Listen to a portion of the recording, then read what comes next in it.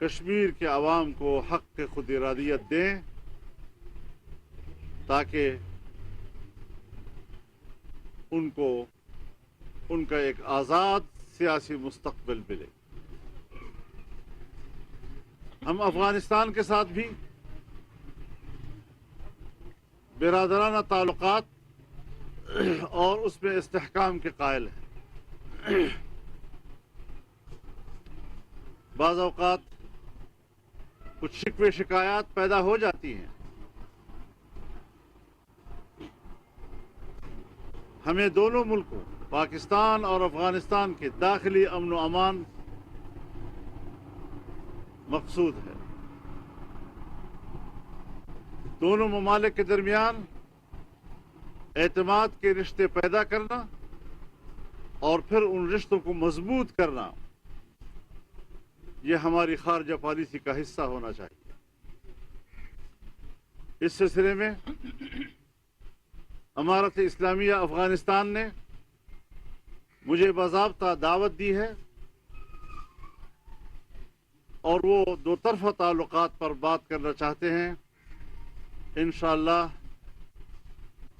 یہ جو ہمارے کچھ الیکشن کے حوالے سے یہاں کی مصروفیات ہیں، اس سے تھوڑا فرصت ملنے کے بعد ہماری پہلی ترجیح افغانستان کا دورہ ہوگا اور امارت اسلامیہ کے حکمرانوں سے ملاقات ہوگی اور دونوں ممالک کے تعلقات میں اعتماد پیدا کرنا اور اس میں استحکام پیدا کرنا اور باہمی اعتماد سے اپنا مستقبل مرتب کرنا، یہ ہمارا اہداف ہوں گے۔ پاکستان کا استحکام افغانستان کی ضرورت ہے اور افغانستان کا استقلال یہ پاکستان کی ضرورت ہے۔ اس وقت ملک کے اندر امن و امان کی صورتحال دگرگوں ہے۔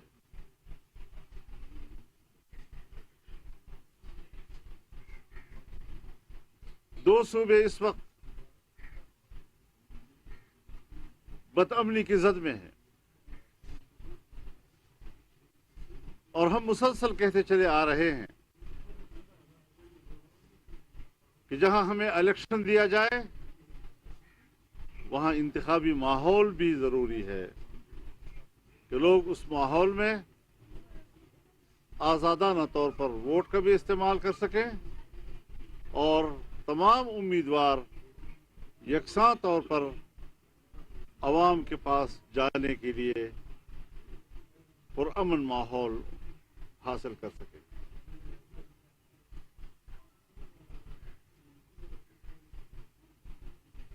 تو یہ ساری چیزیں اگلے الیکشن میں ہمارے اہداف ہوں گے۔ فاٹا کے انضمام کے بعد بظاہر انضمام کا تجربہ ناکام نظر آ رہا ہے۔ جو وعدے وعید فاٹا کے عوام کے ساتھ ہوئے تھے 10% بھی اس پر عمل نہیں ہو رہا اور وہاں کا عام آدمی اب پریشان ہے کہ ہم فاٹا ہیں یا ہم صوبہ خیبر پختونخوا کا حصہ ہیں۔ 7 روپے ہونے کو ہے، نہ ان کے ساتھ وعدہ کیے گئے سالانہ 100 ارب روپے ان کو دیے جا رہے ہیں۔ میرے خیال میں اب بھی 100 ارب ابھی تک ان کو نہیں دے سکے ہیں، جبکہ ہر سال ہم نے دینے تھے ان کو۔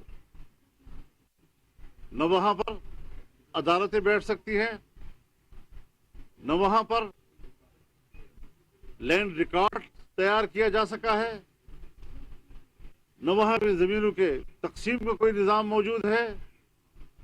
ڈپٹی کمشنر جاتا ہے تو حیران پریشان، کوئی پولیس آفیسر جاتا ہے تو وہ حیران و پریشان۔ کسی طریقے سے بھی وہاں پر لوگوں کو بہتری مہیا کرنے کے لیے کوئی پیش رفت نہیں آ رہی۔ یہ ہمارے اہداف میں ہوگا کہ ہم ان کی بہتری کے لیے اقدامات کر سکیں۔ اور ایک بار پھر میں یہ کہنا چاہوں گا کہ فاٹا کے عوام کو حق دیا جائے کہ وہ اپنے سیاسی مستقبل کا فیصلہ خود کریں.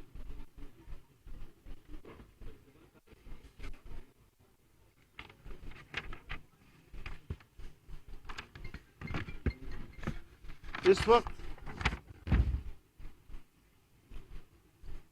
اسرائیل فلسطینی باشندوں پہ جس طرح بمباری کر رہا ہے،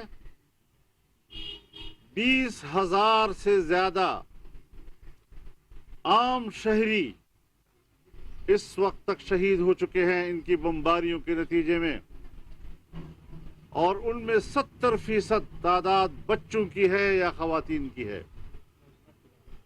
یہ جنگ مجرم ہے اور دنیا کو جنگی جرم کا نوٹس لینا چاہیے. امریکہ کس طرح انسانی حقوق کی بات کرتا ہے، یورپ کس طرح انسانی حقوق کی بات کرتا ہے، جبکہ دوسری طرف وہ ایک جنگی جرم کو سپورٹ کر رہا ہے، بچوں اور خواتین کے قتل کو سپورٹ کر رہا ہے. یہ بذات خود ایک جنگی جرم ہے. عالمی عدالت انصاف اس کا نوٹس لے، انسانی حقوق کی تنظیمیں اس کا نوٹس لے. اسرائیل کا یہ خیال تھا کہ ہم اتنے پیمانے پر جب تباہی مچائیں گے، غزہ پر ہم بمباریاں کریں گے، ان کے نقصانات ہوں گے، اس سے فلسطین کی جو دفاعی تحریک ہے اور جو 7 اکتوبر کو سامنے آئی ہے وہ مرعوب ہو جائے گی، وہ دم توڑ دے گی. لیکن ایسا نہیں ہوا. فلسطینی مردانہ وار لڑ رہے ہیں اور اسرائیل کی فوج، ان کے دفاعی قوت اور اس کا تکبر ان مجاہدین نے زمین بوس کر دیا ہے، خاک میں ملا دیا ہے. اور اب اسرائیل اپنے وجود کی جنگ لڑے گا کہ میں اپنی بقا کی جنگ کیسے لڑوں. یہاں پر وہ آ گیا ہے، اب اس کی بقا کا کوئی امکانات بظاہر نہیں نظر آ رہے. فلسطینی آزادی کی جنگ لڑ رہے ہیں اور معاہدہ دالفور ایک ناجائز معاہدہ تھا. قائد اعظم نے اس کو ناجائز بچہ کہا. پاکستان کی قرارداد میں فلسطینیوں کے شانہ بشانہ کھڑے ہونے کا حصہ شامل کیا گیا. یہ تمام ہماری تاریخ ہے. اس کے باوجود یہاں پر اسرائیل کو تسلیم کرنے کے لیے ایک باقاعدہ حکومت جمائی گئی، ایک اقتدار بنایا گیا تاکہ اسرائیل کو تسلیم کرایا جا سکے پاکستان سے. لیکن الحمدللہ یہاں پاکستان کی سرزمین پر جمعیت علماء اسلام رکاوٹ رہی. ملین مارچ ہم نے کی اس تصور کے خلاف، اور میڈیا پر ہم نے ان کی زبانیں روک دی، اور عالمی سطح پر حماس نے، ان کے مجاہدین نے، غزہ کے مجاہدین نے. ناظرین، مولانا فضل الرحمان نیوز کانفرنس کر رہے تھے. ان کا کہنا تھا